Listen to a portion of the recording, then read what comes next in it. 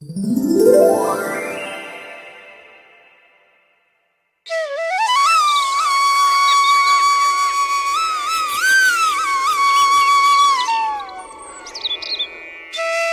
समय पहले की बात है। एक छोटे से गांव में बंसी नाम का एक आदमी अपनी पत्नी नीलम के साथ रहता था। नीलम हमेशा चिंता में रहती थी क्योंकि बंसी पूरी दुनिया का सबसे आलसी व्यक्ति था, जबकि नीलम बहुत मेहनती और साफ दिल की थी। हर दिन की यही कहानी है। सुबह उठते ही सारे काम मुझसे ही शुरू होते हैं और उन्हें तो जैसे कोई फिक्र ही नहीं होती। पता नहीं वो मेरे पति हैं या कोई मेहमान। भीतर से खर्राटे की आवाज आती है। वहाँ बंसी चारपाई पर नशे में धुत गंदे कपड़े पहने हुए सोया हुआ था। अजी उठिए, सूरज सिर पर चढ़ाया है, कम से कम खेत ही देख आइए। अरे नीलम, तुम इतनी जल्दी परेशान क्यों हो जाती हो? खेत कोई भागा थोड़ी जा रहा है। खेत नहीं भाग रहा है, पर कर्ज तो बढ़ता जा रहा है। 2 महीने हो गए, बीज के पैसे अभी तक नहीं चुकाए आपने। दुकानदार रोज पूछता है, अब क्या जवाब दूं मैं हर बार? सब ठीक हो जाएगा नीलम, तुम इतनी चिंता क्यों करती हो हर बार? चलो पहले जरा एक कप चाय तो बना लाओ। नीलम चेहरे में नाराजगी और पीड़ा लेकर बाहर निकल जाती है। बाहर गांव में चाय की दुकान में कुछ आदमी बैठे हुए थे। बंसी वहां पे जाता है और बोलता है, अरे बंसी भैया, क्या बात है? आज फिर घर से भागकर चाय की टपरी पर आ गए हो? क्या करूं? घर में बीवी का भाषण सुनने से तो बेहतर है कि एक कप चाय पी लूं। कम से कम ये चाय तो सुकून देती है। पर भैया, सुना है बीज का उधार बहुत हो गया है और खेत भी सूखे पड़े हैं। अरे भाई, चिंता मत करो, बस भगवान का नाम लो, सब ठीक हो जाएगा। वहाँ बैठे सभी बंसी की बात सुनकर हंस रहे थे, पर एक बूढ़ा दुकानदार ध्यान से सुन रहा था। रात का समय, सभी खाना खा रहे थे। तभी नीलम बोलती है, सुनिए जी, मैंने सोचा है मैं मजदूरी करने जाऊंगी। कम से कम बच्चों के लिए थोड़ा बहुत खाना तो आ जाएगा। क्या मेरी बीवी खेतों में काम करेगी? समाज क्या बोलेगा? लोग क्या क्या बातें बनाएंगे? समाज भूखा पेट नहीं देखता है, बच्चे भूखे रोते हैं और आप तो पूरा दिन दुकान पर बैठे रहते हो। अब मैं और नहीं देख सकती ये सब। बंसी थोड़ी देर चुप रहता है, फिर बिना कुछ कहे चुपचाप खाने लगता है।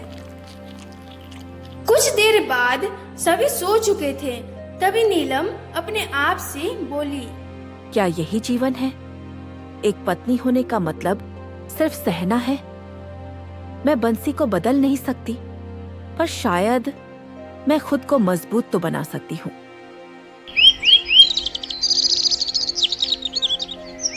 अगले दिन नीलम सुबह जल्दी उठकर खाना बनाती है और एक पोटली लेकर घर से बाहर निकल जाती है। आज से जिंदगी बदलनी होगी। अगर दूसरों के भरोसे बैठी रही तो भूख और आंसू ही मिलेंगे। अब खुद ही कुछ करना होगा। वहाँ गांव के बाहर खेतों की ओर बढ़ती है। गांव के जमींदार का खेत में कुछ महिलाएं पहले से काम कर रही थी। तभी नीलम एक बुजुर्ग महिला के पास जाती है और बोलती है, प्रणाम चाची जी, मैं भी आप लोगों के साथ काम करना चाहती हूँ। अरे नीलम बिटिया, तू तो घर पर ही बैठने वाली थी ना, अब क्या हुआ? घर बैठने से चूल्हा नहीं चलता चाची जी। बच्चों का पेट भरना है तो कुछ ना कुछ तो करना ही पड़ेगा। बहुत अच्छा किया बेटा, कोई काम छोटा नहीं होता। आज से तू भी हमारे साथ काम करेगी। तभी सभी महिलाएं अपने अपने काम पे लग जाते हैं। दोपहर के समय बंसी उठता है। चारों तरफ सन्नाटा था। यह देखकर वह बाहर आकर इधर उधर देखने लगता है। नीलम, ओ नीलम, कहाँ चली गई? तब तक बच्चे भी उठ चुके थे और अपने माँ को ढूंढ रहे थे। पिताजी, माँ कहाँ है? मुझे क्या पता, पूछता हूँ बाहर जाकर। तभी बंसी पास की दुकान की ओर निकलता है।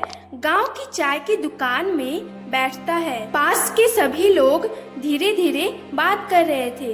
तभी एक आदमी ने बंसी से कहा, अरे बंसी भैया, आज तो नीलम भाभी ने सबको चौंका ही दिया। क्या मतलब? अरे खेत पर मजदूरी करने गई है, सुबह से पसीना बहा रही है, और तू यहाँ बैठा चाय पी रहा है। क्या मेरी बीवी मजदूरी करने गई है? ये तो मेरी बेइज्जती करवा देगी। बेइज्जती तब होती है बंसी, जब मर्द अपने कर्तव्य को भूलकर औरत पर बोझ डाल देता है। नीलम तो घर को बचा रही है। अगर तू अपना काम ठीक से करता तो उसे मजदूरी करने की नौबत ही नहीं आती। बंसी कुछ नहीं बोलता, चुपचाप खड़ा रहता है।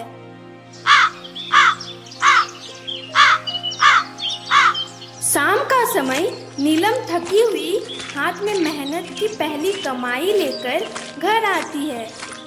बच्चे उसके पास जाते हैं। वो अपनी पोटली खोलती है जिसमें कुछ सब्जियां रखी हुई थी। माँ, आज तो खाना अच्छा बनेगा ना? हाँ बिटिया, माँ ने आज खुद कमाया है तुम्हारे लिए। उसी समय बंसी दरवाजे के पास खड़ा सब देख रहा होता है। वो गुस्से से नीलम के पास आता है और बोलता है, नीलम, तू आज मजदूरी करने गई थी ना? तो कितना कमा लाई? जरा हमें भी तो दिखा। मैंने तुम्हारा साथ देने के लिए शादी की थी, बोझ बनने के लिए नहीं। अभी भी वक़्त है, सुधर जाओ, हमारे लिए, हमारे बच्चों के लिए। इतना सुनने के बाद बंसी सिर झुकाकर चुपचाप खड़ा रहता है। रात के समय सभी सो रहे होते हैं। तभी नीलम एक दीपक जलाकर भगवान की मूर्ति के पास बैठती है और बोलती है, हे भगवान, मेरी मेहनत रंग लाए और मेरे पति को सद्बुद्धि मिले। अगली सुबह नीलम घर का सारा काम करके खेत में मजदूरी करने चली जाती है। उधर बंसी आराम से सो के उठता है और अपने दोस्त के पास चला जाता है। अरे बंसी भाई, हमारी उम्र के सारे लोग तो किसी न किसी काम से गांव के बाहर गए हुए हैं, और एक हम हैं जो अब भी इसी गांव में खेती मजदूरी कर रहे हैं। अरे तू ऐसा क्यों सोचता है? अच्छा ही तो है ना कि हम गांव में अपने परिवार के साथ रहते हैं। और वैसे भी हमें दूसरों की तुलना खुद से नहीं करनी चाहिए। वाह, तू तो अब बहुत बड़ी बड़ी बातें करने लगा है। लेकिन सुन, ये बड़ी बातें करने से कुछ नहीं होगा। हम अब परिवार वाले हो गए हैं। हमें अपनी जिम्मेदारी निभाना सीखना होगा। और तू भी थोड़ा अपनी पत्नी का ख्याल रखा कर। अच्छा ठीक है, इतना ज्ञान मत दो, अभी मैं चलता हूँ। बंसी इतना बोल के घर की ओर निकल पड़ता है। घर पहुंचकर वह खाना खाने लगता है। तभी उसकी बेटी उससे कहती है, पिताजी, आप तो बस खाने के बारे में ही सोचते हैं। क्या कभी एक बार भी माँ के बारे में सोचा है आपने? देखिए ना, वो कितनी मेहनत करती है और हमारे लिए खाना बनाने का इंतजाम भी वही करती है। आप तो एक पिता होकर भी बस घर पर सोते रहते हैं। बेटी के मुख से यह सुनकर बंसी को अपने आप पर बहुत गुस्सा आता है। वो वहाँ से उठकर गांव के मंदिर की ओर जाने लगता है। जब वह मंदिर पहुँचता है तब वहाँ उसे एक पुजारी जी मिलते हैं। अरे बंसी, तू यहाँ क्या कर रहा है? तू तो कभी मंदिर नहीं आता, फिर आज कैसे आ गया? अरे पंडित जी, ऐसा कुछ नहीं है, मैं तो बस पूजा करने ही आया था। कुछ समय बाद बंसी घर लौट आता है। तभी उसकी पत्नी बंसी को देख कहती है, आ गए आप, चलो जल्दी से मुंह हाथ धो लो, मैं खाना लगा देती हूँ। बंसी अपनी पत्नी के इस बर्ताव को देखकर पूरा हैरान हो गया था। उसने मन ही मन सोचा, मैंने तो आज भी कुछ नहीं किया, पूरा दिन इधर उधर घूमता ही रहा, फिर भी नीलम मेरे साथ इतना अच्छा व्यवहार कर रही है।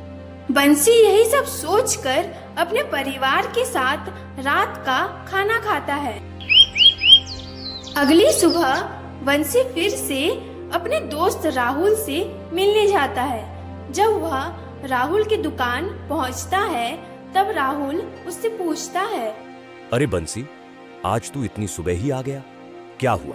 खेत का काम खत्म हो गया क्या? अरे भाई, कैसी खेती? मेरी तो जमीन ही बंजर पड़ी हुई है। कौन करे इतनी मेहनत? जिंदगी हो तो तुम्हारे जैसी दुकान में बैठे बैठे ही पैसे मिल जाते हैं। अरे भाई, तू हमेशा ऐसा ही क्यों सोचता है? देख, कोई भी काम छोटा या बड़ा नहीं होता। हमें तो बस मेहनत करके उसे आगे बढ़ाना होता है। वो दोनों बात कर ही रहे थे कि तभी वहाँ पर धनीराम नाम का एक जमींदार आता है और बोलता है, अरे बंसी, कहाँ इधर उधर भटक रहा है? मुझे अपने खेत के लिए कुछ मजदूरों की जरूरत है। तू भी आजा, अच्छे पैसे दूंगा। अरे सेठ जी, मैं ये मजदूरों वाला काम नहीं करता। आप किसी और को देख लीजिए। बंसी का यह बात सुनकर जमींदार वहाँ से चला जाता है। तभी राहुल बंसी से कहता है, अरे बंसी, कभी अपनी पत्नी की भी थोड़ी मदद कर लिया कर। ऐसे दिन भर मत घुमा कर भाई। अरे अब तू भी शुरू मत हो यार। सब लोग तो बस मुझे ही सुनाते रहते हैं हर वक्त। अरे तू गुस्सा क्यों कर रहा है? मैं तो तेरी भलाई के लिए ही कह रहा हूँ। अभी मेरे मन में एक विचार आया है। मैं सोच रहा हूँ कि तू भी मेरी तरह गांव में ही एक दुकान खोल ले। लेकिन मैं किस चीज की दुकान खोलूं और कहां पर खोलूं? बंसी, तू एक काम कर। देख, हमारा गांव कितना बड़ा है। तू मछली की दुकान खोल ले। हमारे गांव में एक भी मछली की दुकान नहीं है। यहाँ के सब लोग बाजार जाकर ही मछली खरीदते हैं। और तू जगह की चिंता मत कर। मैं अपने चाचा से कहकर गांव में एक अच्छी जगह पर तुझे दुकान दिलवा दूंगा। लेकिन हाँ, दुकान का किराया हर महीने समय पर देना होगा। ठीक है, मुझे मंजूर है। कुछ दिन बाद इधर उधर से कुछ पैसे जुटाकर अपना एक दुकान खोल लेता है। लेकिन बंसी अभी दुकानदारी में कच्चा था। उसे तो अपने ग्राहकों के साथ ठीक से व्यवहार भी करना नहीं आता था। एक दिन एक व्यक्ति उसकी दुकान में आया। अरे बंसी, मुझे कुछ मछलियां चाहिए थी, तो जरा कुछ अच्छी सी मछलियां निकाल दो मुझे। लेकिन ये तो बताओ, मछली कैसे दे रहे हो? अरे चाचा, ये दाम के बारे में पूछते हो? गांव के अपने लोगों से क्या ज्यादा पैसा लूंगा? आपको तो बस 400 रुपए किलो के भाव से दूंगा। अरे अरे, पागल हो गया है क्या? इतना दाम किस बात का? बाजार में तो सिर्फ 100 रुपये किलो मिलती है। तू तो यहाँ गांव वालों को लूट रहा है। अरे ओ चाचा, लेना है तो लो, वरना निकल लो। ये लूटने वाली बात मत करो, ठीक है ना? हाँ हाँ, जा रहा हूँ। वैसे भी कौन इतना दाम देकर तेरी दुकान से मछली खरीदेगा? वो आदमी बंसी की कड़वी कड़वी बातें सुनकर वहाँ से चला जाता है। बंसी की ऐसी कड़वी कड़वी बातें सुनकर गांव वाले बंसी की दुकान आना बंद कर देते हैं। कुछ दिन बाद दुकान का किराया ना भरने की वजह से उसकी दुकान बंद हो गई। उसने दुकान खोलने के लिए गांव के कई लोगों से उधार भी ले रखा था। गांव के लोग उसे बार बार उधारी के पैसे मांगने आते थे और उसको धमकी दे जाते थे। अरे ओ बंसी हरामखोर, कब देगा हमारे पैसे? पैसे दे, वरना तेरा ऐसा हाल कर दूंगा कि तुझे कोई पहचान भी नहीं पाएगा। देख बंसी, बहुत हो गया तेरा। सीधा सीधा हमारा पैसा वापस कर, नहीं तो तुझे बहुत पीटूंगा। भाई, इतना गुस्सा मत करो। मैं आज ही तुम्हारा पैसा लौटा दूंगा। ठीक है, आज शाम तक पैसे मिल जाने चाहिए, नहीं तो तेरा बुरा हाल कर देंगे।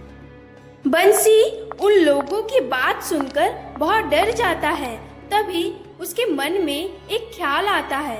रात के समय सभी सो रहे थे। तभी बंसी अपनी पत्नी के गहने चुराकर सोनार के पास गिरवी रखने जाता है।